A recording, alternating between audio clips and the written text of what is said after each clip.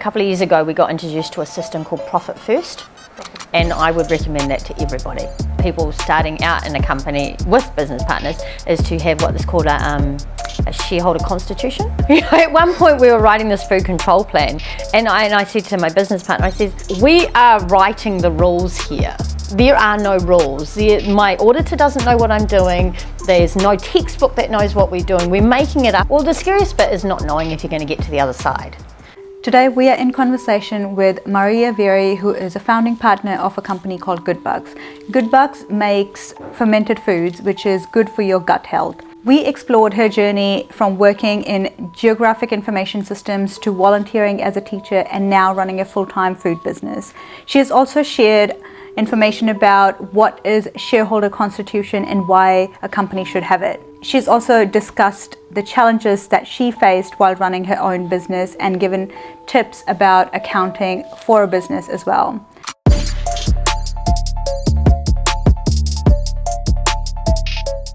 Thank you for being on the show. Welcome. We're really excited to have you on it. To start, would you want to tell us about the business? Like, what is it? What do you really do? Our business is trading as GoodBugs, so we make fermented foods. We make kimchi, sauerkraut, fermented pesto, and we operate out of Hamilton. We actually have a business that's set up in my garage, and so that's what we do. We make fermented foods. We sell it at markets, we sell it wholesale, and we sell online. And we've been going about since 2017, so 7 years. And now it's just my husband and I who are the partners in the business. As of December 2022, he quit his full-time job and he's full-time in the business now, so it's the two of us. And we live in Hamilton with our 4 kids, work out of home. So where do you sell? You sell just in Hamilton, or do you sell in... So we started off at the Hamilton Farmers Market. We also go to the Cambridge Farmers Market, we go to the Tauranga Farmers Market, Parnell Farmers Market, Greyland Farmers Market. And there's been various other little markets, some food shows, though not much over the COVID in the last few years. And then, and then wholesale and shops, quite a few around the Hamilton area, and then just a few as they approach us around the country. We've got some down in like Clyde in the South Island, we've got some up near Whangarei, and just a few in the middle, Oh. Do you sell in stores, or is it just... Yeah, in stores, stores as well? So specialty stores, more bin-ins, small supermarkets, not big supermarkets as yet. That's not somewhere we've tried to go. We haven't had the supply to actually do supermarkets in the past, especially last year when we had big hurricanes and cyclones affecting our supply. True. But what really inspired you to start the business? Like, what's your background? What was your childhood like? Or like, why did you really choose to do this product? So it probably goes back as far as about 2000. So my father has always had a bit of an interest in health and fitness, and we got really quite into food in about the 2000, and he came across a book. Well, first of all, it was the Atkins diet, so eating low carb and that sort of thing, and how that affects your health. But that quickly was superseded by the Western A. Price Foundation. So there was a book called Nourishing Traditions. We came across that, and that's all about wise traditions in food farming and the healing arts. A big part of that is fermented foods. So Dr. Weston A. Price, what he did is he travelled around the world and he looked into the cultures of people who were still eating their own native diets without the influence of Western diets. And one of the places he came to was New Zealand. He went to Australia, he went to the Highlands of Scotland, he went to the Swiss Alps, lots of sort of remote areas where they were still eating native diets, and compared them to westernised diets and the health of people eating both of those diets. And it's quite extreme. So New Zealanders eating their native diet were really healthy people. You think about the All Blacks and everyone was like that. You know, they're big, tall people with lots of oxygen going through their bodies and really wide hips, able to childbirth really easily, long lives, as long as there was no wars, and just really healthy, intelligent people. And that's what diet can do for people, but it can also do the opposite. So he went to Mahia, which is on the east coast of the North Island here in New Zealand, and just down the road, like a few kilometres down the road, is a place called Nuhaka, and he compared the diets of those two places. And you could see in a generation, so a mother who had an older child and then gone and had a westernised diet, the next child would be born less healthy. And this Dr. Weston A. Price was actually a dentist, and so what he looked at was bone structures and facial structures, and he could see that the facial structures of people on a Western diet gets very narrow, crooked teeth, and really narrow palates. When you have narrow palates, you have narrow, it's all narrow here, so you're actually breathing a lot less oxygen, so we're just less healthy. So we can actually change that in a generation. You know, we can actually eat healthily and have healthier children. So I practice this with my own children. So you mean that if we eat healthy, our kids would be healthier, and it continues? Yes. And then if you know, because you can actually see when a mother is unhealthy and the health of her child. It can change from child to child. Right. It's not an exact science. There's lots of variables, but one way that we can really influence is by eating a more traditional diet. And this includes eating lots of really good fats, eating lots of fermented foods, not eating any processed foods, growing all your own fruit and vegetables, and trying to get an optimal amount of minerals and vitamins. So what Dr. Weston A. Price did is he analysed these diets of all of these cultures. He went to about 30 different places and he took photographs, which was really amazing. So these are photographs from the 1930s, black and white, and you could see the difference between like these big wide palates and all these straight, beaming faces, and then the crooked teeth. That was it's just really quite a revelation. And I look at myself, and then I look at some of my children, and I see that I've actually managed to reverse that trend for. So we can really influence how pretty our children are by what we eat.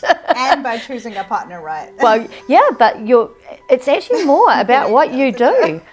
Seriously, because it's not so much inherited as bred. So you can have really good looking parents and not so good looking children if the health of the mother and the father, because the father's health really does influence it as well. So you got it kind of influenced from your dad? So it was just through the reading and things like that we were reading. And then, so for example, when I was traveling around Europe, we would seek out things like raw milk. Raw milk being that it's got lots of enzymes that are enable you to process milk. Where would you, because you really can't find it in supermarkets, right? Not in New Zealand. So no, it's illegal to sell it in supermarkets in New Zealand, but in Europe you can buy it in the supermarket. Right. So it will have a special coloured top, and then you can buy that. In New Zealand you have to go to the farm gate, or you can get it delivered to your door. What happened? Okay, I had kids. I started having kids. I travelled overseas and came back pregnant, and then moved to Hamilton.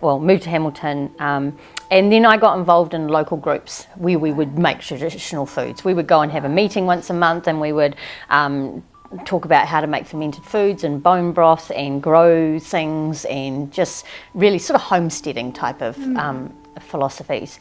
And after a little while of doing that, I took on the leadership of that group and would organise these monthly meetings.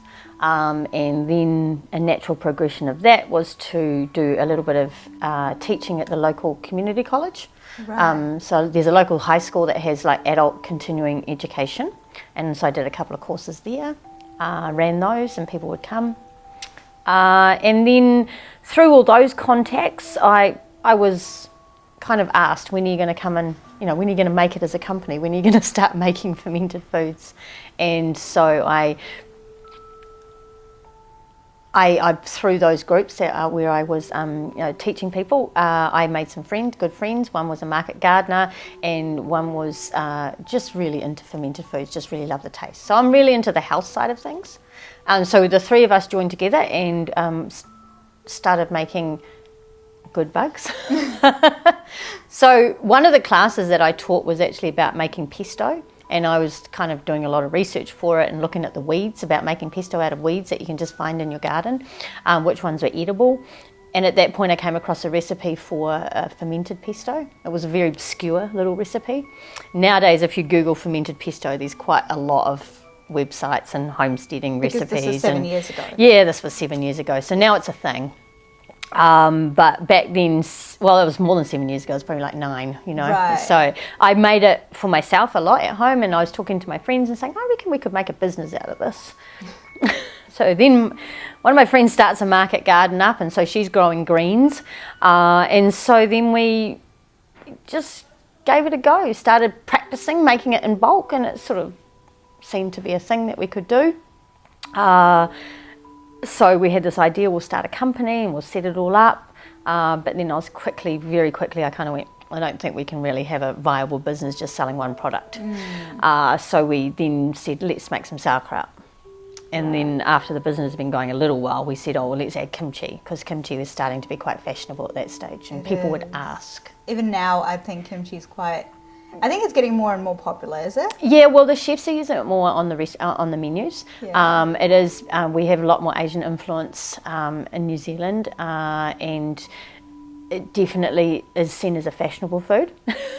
So I'm really hoping that it becomes more mainstream and not just fashionable, because trends come and go, but it's such an important trend to have fermented foods in our diets. And you want it to stay. Yeah, not just become a trend. And because away. We should really be eating fermented foods every meal, every day. And that's, if you go to somewhere like Russia, you go to the markets there and there's just piles and piles and piles of fermented foods, pickles, and everything's fermented, and it just is amazing, just part of the culture. And in Korea, they have kimchi fridges. On some of my bios, I sort of describe myself as a self-styled health advocate.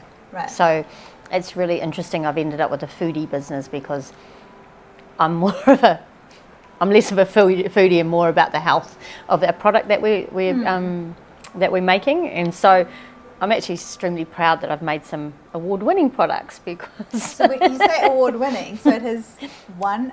Oh, so no, we've won a few. We won a couple of our kimchis have outstanding food producer awards in about 2020, so a little while ago now. But then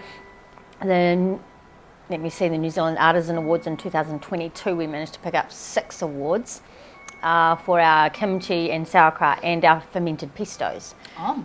So that was pretty special. Seeing that you started the business like 7 or say 9 years ago, Yep. You were obviously doing something before that. Yeah, actually. What were you doing before this? So I actually, we travelled overseas, where I worked in Geographic Information Systems. Well, actually, I started in Geographic Information Systems in New Zealand when I was straight out of university. Geographic Information Systems. So mapping, basically. Right. Yeah. So I used to work for the New Zealand Fire Service, and we did Google Maps before Google. So that was really exciting job, really cool. Loved it. Cool. And then I travelled overseas with that same sort of job, and then came back to New Zealand. And I was pregnant when I came back to New Zealand, and I kind of resigned myself to being a stay-at-home mum, because I was pregnant. Who's going to give a job to a pregnant person? And I was like this, and I got a job at the Department of Conservation. This was my first baby. Yeah. And I got a job at the Department of Conservation, and I stayed there for about 8 years and had 3 more children. And then I never went back after the maternity leave of my my last child. So it was just a little bit too chaotic at home, and so we figured that someone had to be home looking after kids. And we'd tried doing the whole working and kids at school, and it's just not fun, especially when they get sick. So I'm a little bit confused, because when I had a chat with your partner, because that's how I got to know about this, because I saw your stall at the farmers market in Parnell. Yes. He said you were a teacher. I was teaching, no, I wasn't teaching, Right. but I would teach people how to make fermented foods. Right. Yeah, so that wasn't like your full paid job. No, it wasn't job. It was volunteer. It was volunteer. Okay. Very much volunteer. So yeah, I would volunteer teaching. I mean, there was that when I was doing it at the local high school, that was kind of evening classes, and there was a monetary compensation associated with that, which wasn't huge, but yeah. So every now and again, I still do a little bit of teaching. I'll put on a class, advertise it via the business, and teach some more fermentation classes. Haven't done that for a little while. Well, there was all the COVID thing going on, and then I got busy. So it's still something that I can have in my back pocket to do, especially when people ask me. I do get asked quite a lot, can you run a class, can you teach? Right. I still sometimes do some guest sort of speaking parts, like people will invite me to like I say, a Rotary meeting or a gardening club or something, and I will go along and just be a guest speaker. Cool. So that's kind of fun. So if, say, I was like, hey Maria, could we do like I have these bunch of people that we're thinking of doing something together, could we have like a fermented food class? Like you teach us how to make fermented foods. It's definitely something that I would like to be offering more often. I would really like to actually set up my own home as a place where people could come and be taught. And that's in Hamilton. Yeah. So we don't have that yet, but we don't have that yet. There's a little bit of money that has to go into a renovation, just so I have a nice kitchen. Yeah. So that hasn't happened yet, but Cool. I'd like to have a kitchen where I could actually do some filming of like making foods and advertising, taking nice photographs and that sort of thing. But right, it's in the future cards. Cool. Yeah. The reason that I was like, oh, we should do like a podcast. It was because I have always wanted to have a business. One question that I've always had is, say I don't have enough money, because starting a business sounds like you would need a lot of money, and that is the part that I'm always confused about. How do people manage that money or secure funding? How did you do that? Okay, so when we started the business, there was 3 of us, and we all put in some seed money, and it was only $1,000 each. We did work out of the home of one of the partners, so we didn't have to get any other premises, and we did very quickly. We set up as a business. So if you set up as a company, when you establish the company and then you GST register, then any big expenses that you have to buy at the beginning can be offset with the GST, and that's quite a good thing to claim back the GST for those. So that's one thing that's quite a good idea. Set up with an accountant and set up as a company to start with is quite a good way to structure any new business. In terms of the money, it really depends on the idea. We basically did it with bare bones. However, I did have quite a lot of savings, and over the next 2 years of the business, I did actually invest in quite a lot of money. Right. Because so we're in the food business, and there comes some points where in order to make money, you need to buy in bulk and make the savings, the economies of scale that way. So buy jars in bulk, buy a whole pallet rather than just one. We were going to the warehouse and buying them off the shelves. Right. So you would just have your own money that you have earned or saved, and you would use that? Yeah, that's pretty much how it was. So the other business partners didn't put any more money into it, but it was kind of my baby, and I kind of was really keen to see it progress, and so I would kind of whenever these big expenses used to come up, I would be like, oh, I can pay for that. And so after 2 years, I'd probably put about $30,000 into the business. And that all came from my kids' university fund. So I was kind of like, well, maybe we're setting up a business for the future so that we can earn money in the business such that we can pay for the university that way. Yeah. So that was how that kind of went. The thing is, the big things involved with a food business, for example, is buying pieces of machinery and things that help you be more efficient in the business such that the business can make money. So when the first time we made sauerkraut, we had mandolins, and we were And then that's never happening again. This business will never get off the ground if we have to ever do that again. Yeah, that would be a lot of, and it's so and dangerous to do so many. Like you're doing one is fine, but when you get in the habit, you can really chop things off. Yeah. So then I think the next time we did it, so that was maybe a couple of weeks later, we had a meat slice. You know the one the luncheon sausage at the dairy sort of thing? Yeah. So we used that. And that was not too bad, but also not ideal, because it's still a sharp knife that's kind of dangerous. Oh, you're still doing it with hand? So I think you had this... Like you would like push it yourself? Yeah, you would still push it, you know. So it's like a big giant motorised mandolin. So that wasn't going to ever cut it either. And then I did find online a second-hand machine, which originally at full price would cost like $7,000 or $8,000, and I managed to get it for like $1,500. But that's quite a lot of money when you're not making any money. True. So I would put the money in for buying things like that. So I was quite invested in making a go of this business, and it was kind of fun, and so I would just put the money in. That kind of stopped being fun after about 2 years. Kind of like, okay, this business has to be serious now, and it has to start making some money. Yeah. We can't just keep bankrolling it. And also, you know, if you keep putting money into a business, is it a viable business? Yeah. You know, so it was kind of lucky because it was kind of a hobby, you know. I still had hubbies working full time, and it was just three friends kind of doing something for fun. Yeah.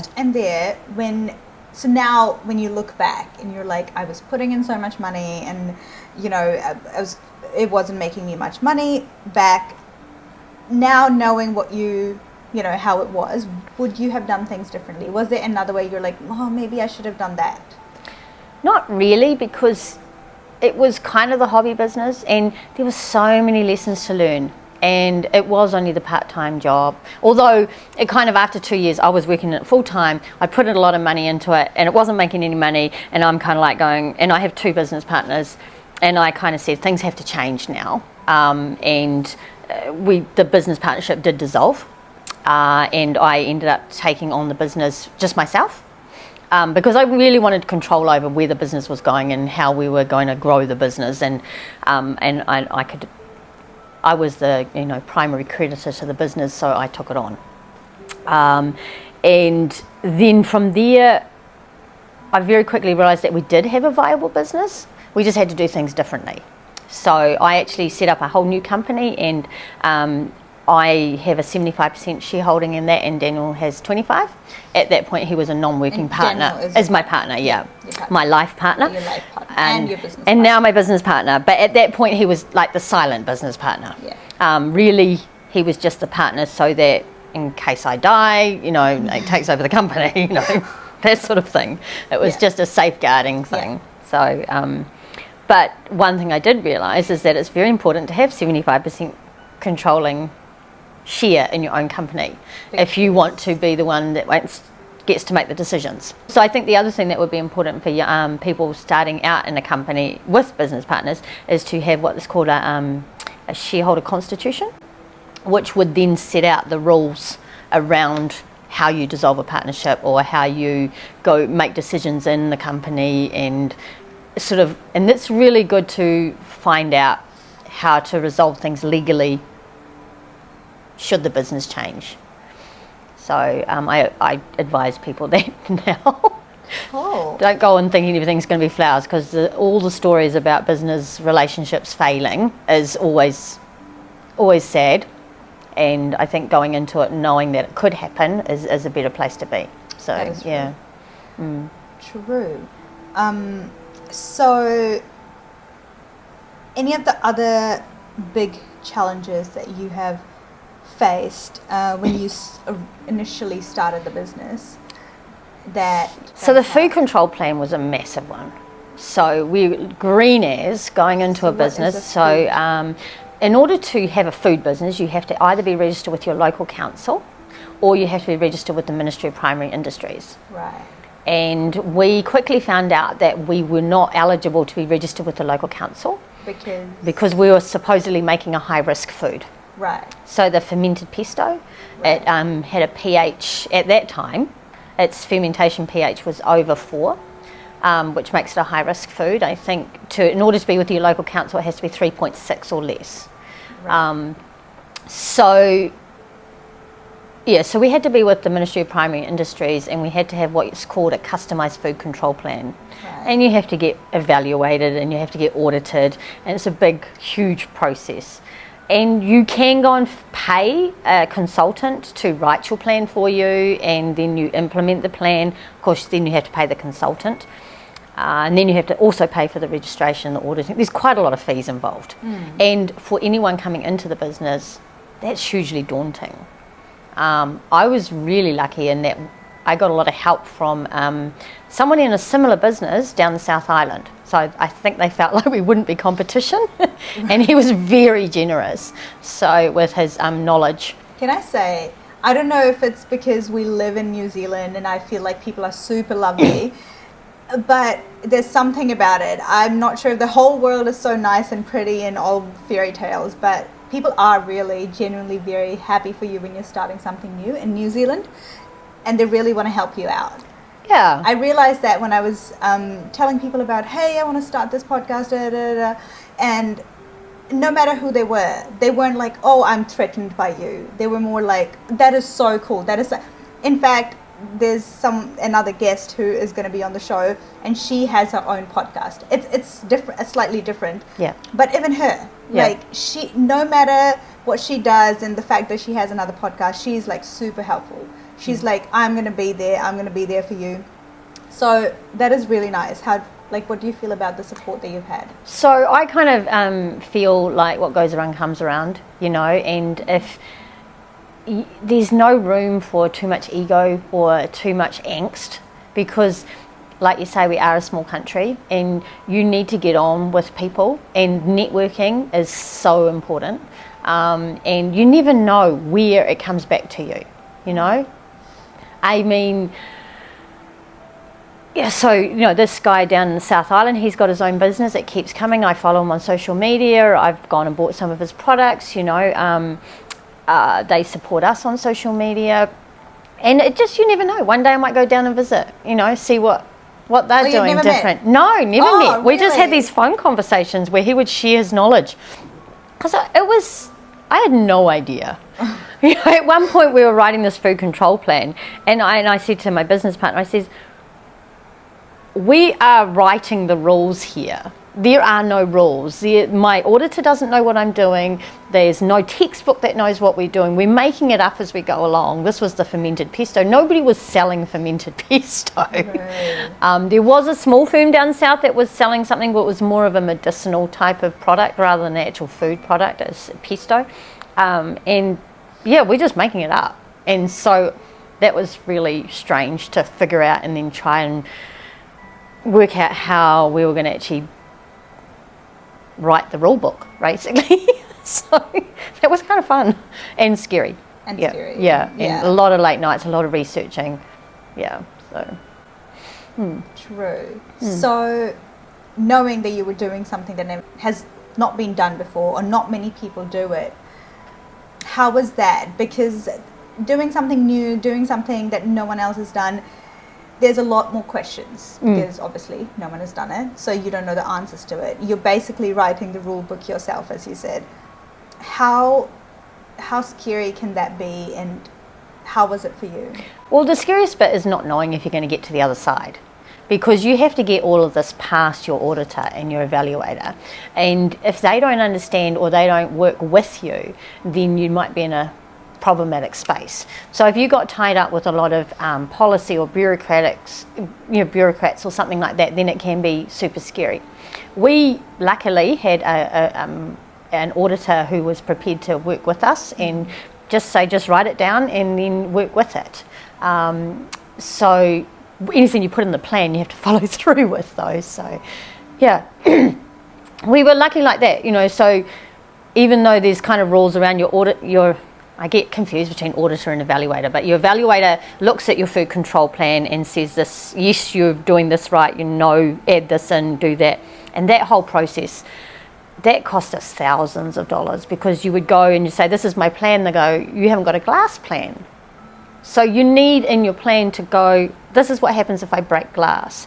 You can't have a glass light bulb in the ceiling. You know, and it's just stuff you'd never even think about.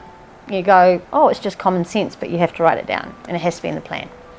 Sure. Yeah. So, yeah, writing the plan is really tricky, and my plan is over 120 pages, and it just gets bigger and bigger every time. And you wrote it down. And I wrote the whole thing. Oh my God. And like I say, you can get someone to help you write it, but I think writing it was one of the biggest learning curves of my life. Those are a lot of pages. Oh my God. Yeah. I'm just stuck there and like thinking, oh my God, that's a lot. Yeah. Well, I mean, it's even things like your cleaning plan. Right. You've got to like say, this is how I'm going to clean, and this is what I'm going to clean with, and this is where I'm going to clean, and this is how often I'm going to clean. Yeah. Yeah. I feel like I've seen a few because I work in the food industry. I'm a food tech myself, but writing all of that yourself is a different story. Yeah, and from scratch almost. Yeah. There are some forms that are like standardized online, and I think if I had to do it again, it would be much easier. Yeah. I mean, that's the point. Like starting something new, starting something from scratch, not knowing what to do is the hard part. Like anything that you don't know is scary. I almost felt like I could start a career as an advisor to people writing these things after I'd done it. Maybe you can. Maybe that could be your. It's not really a goal, but I just so people have asked me, and I've kind of gone, well, this is what I know. So saying that, say you had to advise me on a business today, and you're like, this is your step-by-step guide to like, you know, do this first or do that first or do not do this. What would you say? So if we're doing food, because that's what I'm in, food, you basically, there's a lot of stuff you can download now from the websites, and I would like just follow it through. Yeah. What website? So the Ministry of Primary Industries has some really good forms and processes and procedures. The problem is just putting them all together into your own plan. Right. Basically then get someone like me to look at it and go, yeah, I think you've done a good job or not. And then you've got to get evaluated. So it's not easy. But you know what? It's actually kind of a comfort that it's not easy, because for anyone else coming in and starting a business, I need to know that they've done their homework and they know what they're doing. Yeah. I also want to know that it's not going to be easy, because I had to work hard. Yeah, well, I had to work hard. If someone doesn't know what they're doing, food can kill people. Yeah, and that is so. There's a certain level of comfort in knowing that people actually have to do this. When you were doing this, did you have to get any testing done on your food, or was it you just pack it, make it, put it in the farmer's market, sell it? No, there is definitely, you have to do shelf life testing, so that's quite important, and that's like at this period and this period, and you can't sell a product that has a best before date more than what your testing period is. Yeah. So for a while our sauerkraut would have like a 3-month best before date, and then we would do some testing, and then we could change it to 6 months, and then eventually we got it out to like 14 months for our testing, and then I stopped doing the long shelf life testing after that, because we never got a pathogen report that was positive for any pathogen. So I did a lot more testing than probably most businesses would do. That is scary, because I feel like a lot of people don't do testing, and I'm like, that is knowing that there are products out there who actually are not as tested as they should be is kind of scary. Well, I think that I really am pleased I do all the testing, because I understand my product a lot more than I did beforehand, and I watch online when people are making certain claims about the type of product that I sell, and I'm like, I'm not sure about that. I'm kind of like, I tested that, not sure about that. Yeah. So I feel very comfortable with whatever claims I can make about my product, and understanding the way it behaves under certain temperatures or different times of the year. I would love to know so much more. I would like to do a year's worth of testing. I would love to have a student that could just have a microbiology lab and just do testing all year for me, because there's so many questions and they're not answered via the standard literature.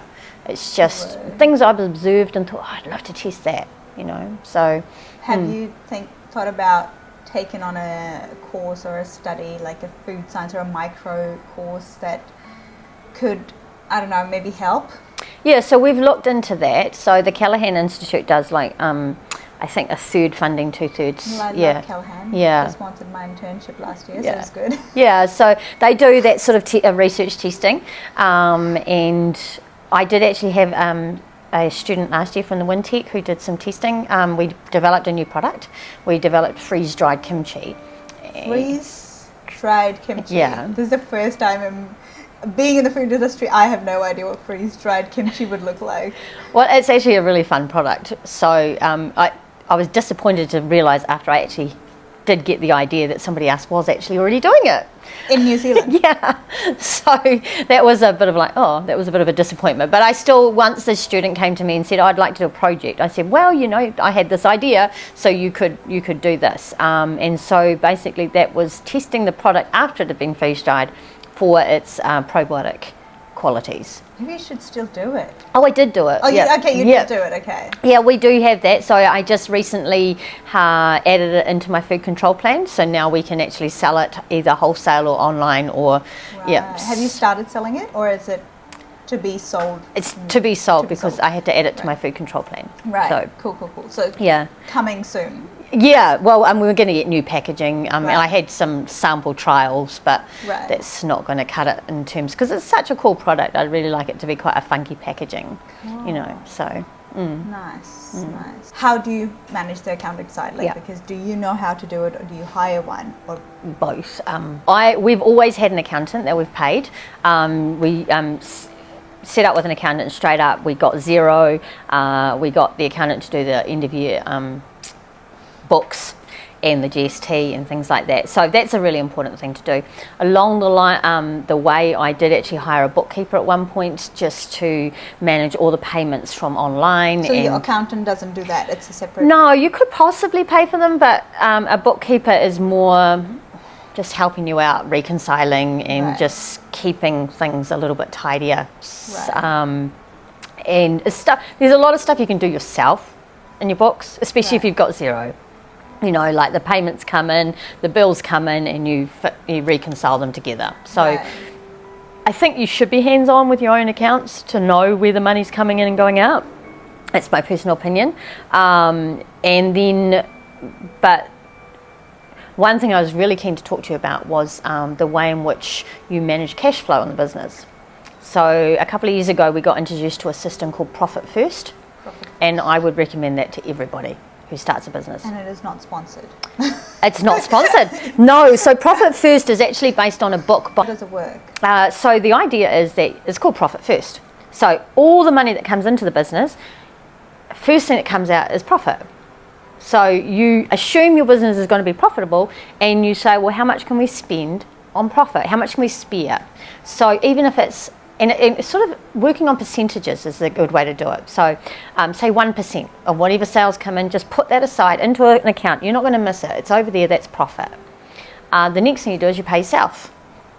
So most people in a business, when they're setting up, they pay themselves last.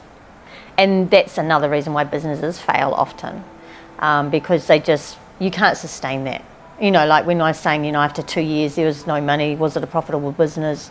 I wasn't getting paid, I was putting money in, but so that wasn't sustainable.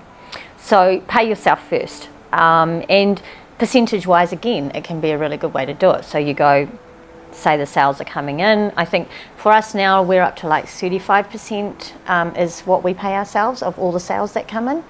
And then we put 5% aside for profit. And then the rest, so then what happens is the pool of money is much smaller. And this helps you be way more efficient with money, because if like when you get all these sales and you go, oh, I've got 10 grand over here, I can just spend it. Now you go, actually no, there's 40%'s gone now. You've only got 60% of that money, and how can you spend that really efficiently? And what's really, really important? Do you really need that? Do you really need that? Make better business decisions. Yeah. So the way it's run is to have multiple bank accounts. So you have so for example, we run with a sales bank account, we run with an operating expenses bank account, a owner's equity bank account, tax, that's a fun one. And then we have sort of like a long-term spending one. Right. And then as every single dollar that comes in, and you can do it like once a week or you can do it like once a month. So is it like this app or some website that you go on? It's like people. So there's the book, right? And now Right. there's like trained sort of accounting professionals who are trained in the system who can advise people. There's like Facebook groups and Instagram groups and TikTokers, and so people talk about this as being a way to operate a business, profit first. So, and I just think it's, as soon as we kind of started learning about this system, we started making some money. So before that, it was just like money would come in, money would go out. You could never afford anything. You could never plan anything. You can't track things. No. So, and yeah, so I'm just really excited about that as a system, and I tell lots of people about it. And how long have you had that business? Well, we dabbled a bit with it. And so, but we've probably been doing it seriously since Daniel came into the business. 2 years ago. So a year and a half ago, yeah. So, and that was the point where we kind of went, okay, all the money that comes in, put it into the different pools. Yeah. I mean, that's in general for life, that is a good basis. I don't know how if you do it, but I personally do this thing where, so say I get paid every fortnight. When my pay comes in, you know how they say like 20% should go in your savings and this percent should go into your things that you can spend as your expenses, and this should go in. So I have this Excel sheet. It's been like maybe 2 months that I've started doing this. But because before that I was a student, so I didn't have the pay. But as soon as my pay comes in, I put it into accounts, separate accounts. So no matter what happens, I am saving that money. To convince a bank, so I mean, I think people, I didn't have a problem with my bank, but I think a lot of people had problems with their banks not wanting to give them multiple bank accounts. Especially like in the United States and things like that, it seemed to be a thing. In New Zealand, it's not a thing. Like I just ring them up and go, can I have 5 bank accounts? And they went, yeah. So, yeah, and so it was quite easy to implement. And it just gives you a lot of peace of mind. Yeah. So for long-term planning, yes, barring natural disasters. Really good to know. Coming to an end, is there anything else that you would really want to share about the business that we already haven't talked about, that you're like, this could be a good point? Well, for me personally, and it's not for everyone, but we basically didn't over leverage ourselves.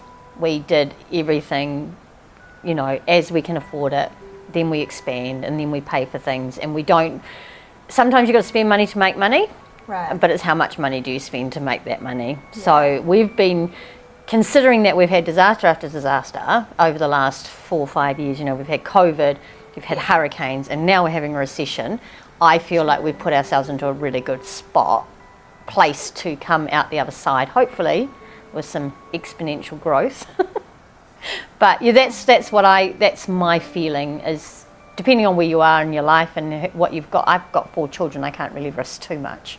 You know, so, but yeah, not, basically just slow growth. You know, there's a lot of learning that you can make in slow growth. Yeah, that's my philosophy. Yeah, that is good. My last question, or my last discussion point would be, is there anything that you would have done differently, knowing what you know now from your experience that you've had in past 7 years or 9 years, and you would be like, I wish I did that differently, or I wish I didn't do that or did this? No, we would have done anything differently. No, I think we're pretty satisfied with where we are. Yeah, so everything that's happened in the business has been growth or learning. You know, it's a learning experience. So there's, you know, there's things I've spent money on that have been useless, but until you spent the money and you got it, how would you know it was useless? True. So it's a learning curve. Yeah. It's a learning curve, and you learn. Yeah. You have to make those mistakes to really know what to not do next time. Yeah, it's nice if you didn't. It wasn't really expensive mistake. True. Be a good tip or suggestion or advice for someone who's starting a new business? Well, I think one of my big things, and having the partnership at the start and now having the partnership with Daniel, is that my level of passion for the business was different.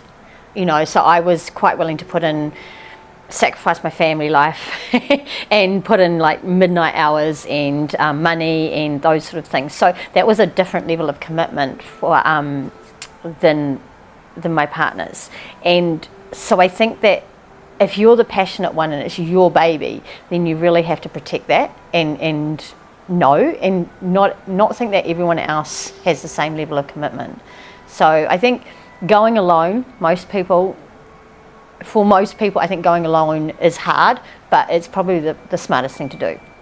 Yeah, because you can wreck friendships and you can wreck family life as well. You know, there's so many stories out there about families falling apart because of business. So I think if you can possibly find a way through for your passion, do it yourself. Yeah, that's my advice. Yeah, and it's based on your experience, which is great. Which is interesting, because for me, I've always been like, oh, I want to start a business, but I am waiting to see if I can find the right kind of partner. Could be a life partner, could be a business partner. They don't even have to be a food technologist. They could be in finance. They could be in anything. Yeah. But the right kind of mindset, right kind of passion. That is what I'm looking for that. I'm like looking for the person who has the right kind of mentality and has the passion that I have to create something big, to make something massive. So, which is why I'm like, I could do it alone, but that is what I'm waiting for. That is what I'm looking for that. Because I'm scared to do it by myself, let's be honest. Well, who knew that I was going to be making hot dogs for a living 10 years ago? You know, like I never had any ambition to be this type of business owner. It just, opportunities happen. That's another piece of advice. Look for the opportunities and take them. Because, you know, if you're not looking for opportunities, they're not going to present themselves. So, you know, you're thinking you might start a business, so look for the opportunities. And then it's the networking. You talk to people. If someone hadn't said to me, when are you going to come and bring food, you know, fermented food to the farmers market, I wouldn't have seen that as an opportunity. True. Wouldn't even have occurred to me. So that's very true. Just mull ideas. But thank you so much. Thank you. That was amazing. We truly enjoyed this conversation, and if you are still here, you have too. So do not forget to subscribe to our channel, Supriya Sally, and I'll see you next time. Just a little disclaimer, the information provided in the podcast is for general educational purposes only. Guests are not experts but share personal experiences, and information is provided in good faith. The podcast team is not liable for any action taken based on the information provided.